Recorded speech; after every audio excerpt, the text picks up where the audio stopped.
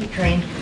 Our new CBS News poll found that registered voters in Michigan, Wisconsin, and Pennsylvania believe that they would be financially better off if Trump wins.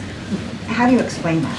Going to be careful because we're talking about registered voters. We're talking about a candidate now, obviously the former president who's now a candidate. I got to be mindful of the Hatch Act, and so can't speak to that specifically, but what I will say more broadly is we understand what Americans have gone through. We understand that the pandemic was a heavy burden on Americans. We understand that Putin's aggression into Ukraine caused inflation to rise, right? Pandemic caused inflation to rise, caused damages to the supply chain. And so that's why the president took action. The American Rescue Plan obviously was incredibly important in turning the economy around, dealing with the supply chains. And we also understand that prices are still too high. They're still too high.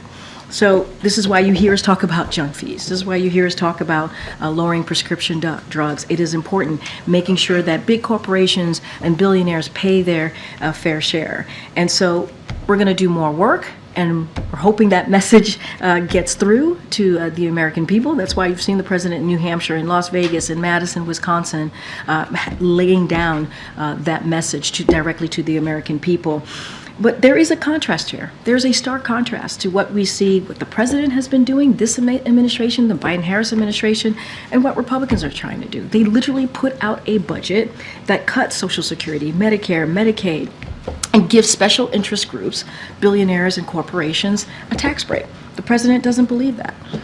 So that's what I will say. I have to be really mindful to not speak specifically to that poll, but more broadly, that's what I can say, and we understand what Americans are feeling right now. That's what we're trying to do more. Is the president frustrated that despite the fact that he continues to say what he has done, that some Americans are not feeling the impact of his policies? Look, we have seen some consumer confidence go up over the past couple of months, and I think that's important to note.